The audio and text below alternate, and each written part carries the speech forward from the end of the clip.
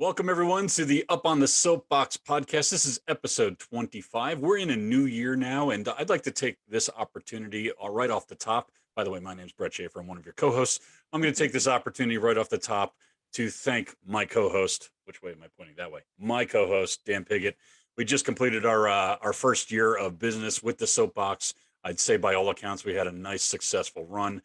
Here we are in January, a year after our first Soapbox meeting occurred in January of 2021, and I couldn't be happier about what we put together. So, Dan, thank you for all that you've done to bring Soapbox to the forefront, and the stage is yours. Yeah, well, thank you as well for your hard work. The little mutual appreciation society here we have going, but who to thunk it? I think we had a couple naysayers when we came up with this idea back in the early part of the pandemic, and we started asking around and talking about it. I think most people were behind the idea, but I think I understand a couple people didn't know that we would have some staying power, and here we are a year later, strong as ever. Really, as you suggest, I think we had a year above and beyond even our modest expectations for the first year. So we are pumped up and ready to go for 2022. Sounds funny to say, but here we are. So let's get at it. All right. So with that, we comes a lot of newness. It is the new year, and we have decided to change our format a little bit on this podcast. And joining us today is what I would consider an industry elite professional here. We do have Gerry Barker, who's the president of Barker Specialty Company up in Cheshire, Connecticut.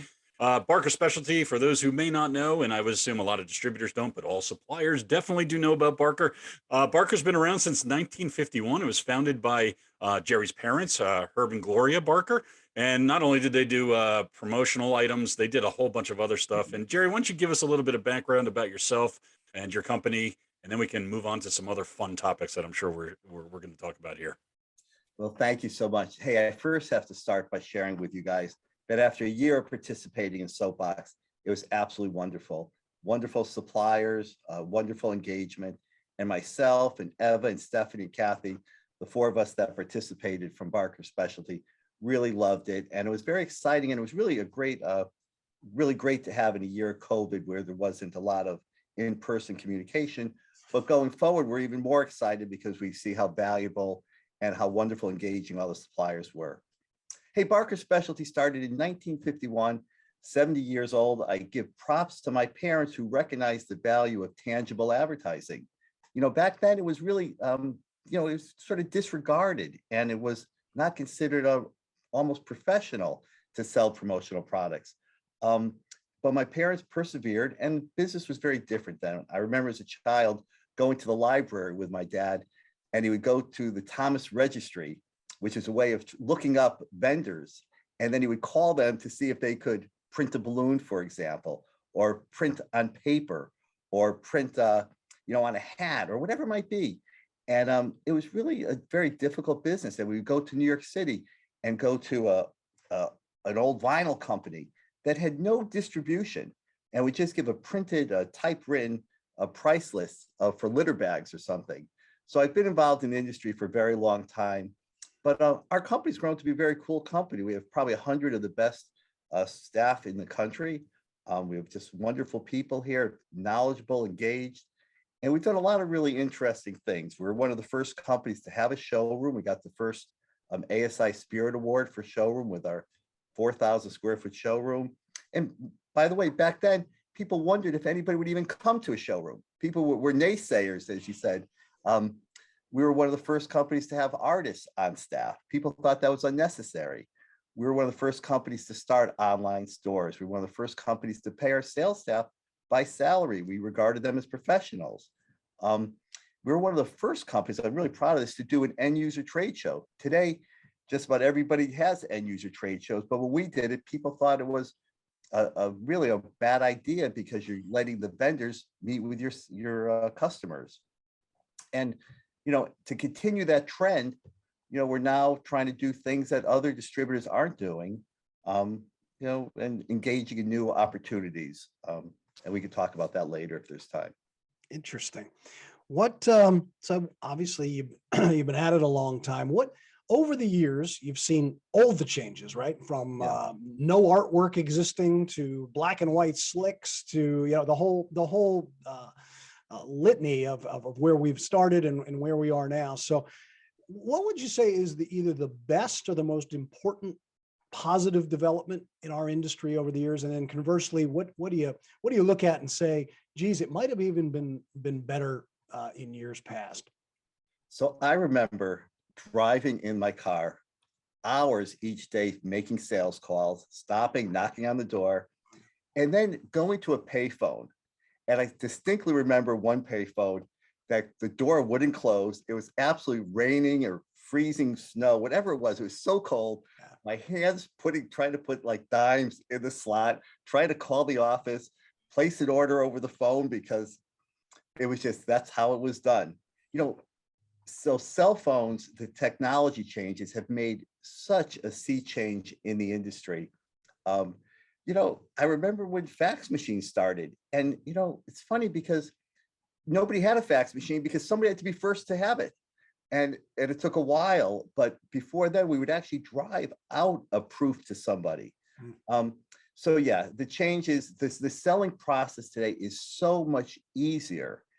And so once again, it's all about the technology, but on the other side, the really interesting part of it is that the distribution has really changed. The concept of promotional products distributors being the selling agents for the suppliers has really changed quite a bit. Back in the day, the suppliers didn't have a sales force. They didn't have they didn't have any way of getting their product out. Now suppliers have multiple channels of distribution. So that does sort of change, does create some challenges for distributors in terms of marketing these products.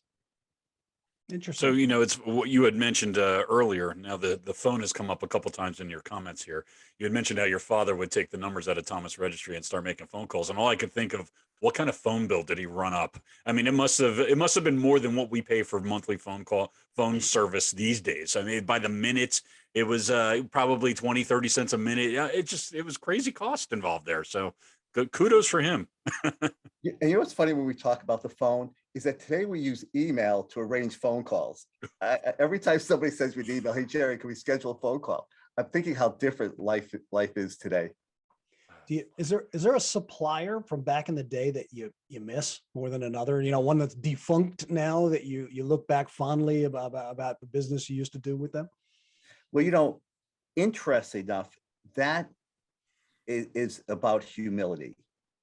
When I realized the number of suppliers that were at the top of this industry, that were the rock stars, were the ones that you couldn't get into their booths in Dallas back then, the Worldwides, the Art Molds, the Hazel, Galaxy Balloon, Hazel, it just shows you how things change so fast, and you have to be humble. So to that point, when we started in the business, I remember saying to my father, Dad, I see all these really large distributors in Connecticut.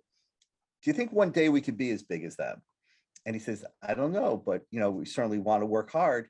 But then I noticed that nobody advertised in the Yellow Pages. And one day I asked the Yellow Page salesman, I said, you call on all the promotional products distributors, back then it was called Advertising Novelties. I said, why aren't these other people advertising? And he said, because they all say they're too busy. And from that day forward, this was 20 years ago or 30 years ago, I said to myself, I will never stop advertising in the Yellow Pages. And for the next 20 years, we were the largest advertiser in the Yellow Pages in Connecticut, probably spending $50,000 to $100,000 a year. And we only stopped when basically the book stopped. Yeah. But that all those distributors, by the way, are all out of business today. It's very important to realize that things change very quickly, and there is a lot of competition, and it comes from different areas. And we have to keep focused on keeping our customers happy, keeping our employees engaged, and learning, and never stop learning. And so even to that point with PPI and ASI shows this week and next week, I encourage everybody to go as long as you're not concerned about COVID, because learning and understanding is just paramount to success in this business. So let's talk about change for a second here, and I do have a question now. In recent years, tariffs and supply chain issues have wreaked havoc on Chinese manufacturing, and our industry has become so reliant on Chinese manufacturing through the years that it's problematic. And we've seen prices go up. We've seen products stuck out in outside of ports in California. So how do you see our industry's reliance on China playing out as we go forward? That's a great question, Brett. So we've always tried at Barker Specialty to have some sort of in-house manufacturing capability. Now, when suppliers have come and seen it, they sometimes want to say, wow, you do this all yourself. And we say, no, we do this because we never want to say no to a client. So the fact that we were able to screen print, bumper stickers only made us a larger client of the promotional product suppliers. So we've tried very hard to be able to do certain things in-house because we want to say yes. So we've had a number of situations this year with overseas sourcing where we couldn't come through, but we were able to get the goods domestically and print them or decorate them or laser engrave them ourselves. At the same time, we've always were engaged with USA manufacturers. So we did have the ability to adapt. I hate to use the word pivot. It's sort of like been trivialized, but pivot and be able to satisfy our customer needs. And our customers have become very understanding that maybe the item they want, they can't get. Excellent. So that's great. All right, I have one other question for you, and I don't know if Dan's done with his, but I do have one other question for you. This is based on your geography more than anything else. How, as a young man growing up in the center of Connecticut, by all accounts, how do you choose between New York and Boston pro sports teams? Well, so that's a great question. Because I like, I was going to say I like underdogs, so that's why now I'm a Jets fan and a Mets fan. But I think it's just part of your faith, your heritage, how you grow up. My dad brought me to the Yankees and to the Giants and to the Knicks, and you just become loyal. But I will say this, and this sort of, I think, interesting. I once said to my wife, I said, Deb, when I die, please do not put in my obituary that Gerry was an avid fan of whatever team. And the next week, I read an article in the Wall Street Journal that 42% of people identify with a sports team in their obituaries. 40, Mildred was a 42. rabid fan of the Wow. UConn Huskies, or Dan Piggott loves Temple University.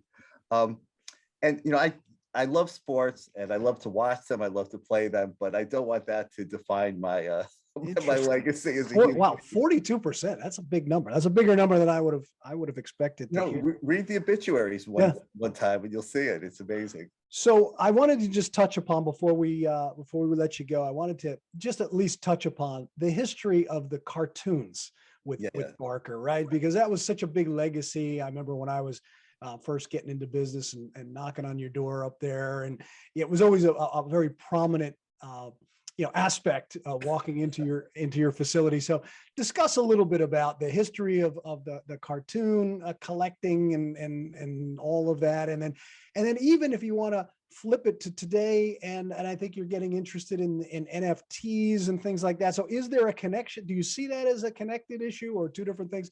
Tell us a little bit about that.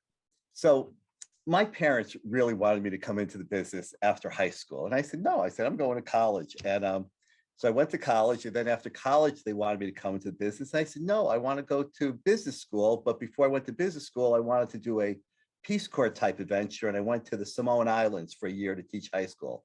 Then I went to business school. My parents were like, now come to the business. I said, no, I want to work in New York City for a few years as a banker and experience that life. At that time, my parents were sort of, I don't want to say retiring, but were semi-retiring and were spending their winters in Florida. And they fell in love with animation art. The cells that are used to make, were used to make movies and cartoons by Disney and Hanna-Barbera and King's Feature.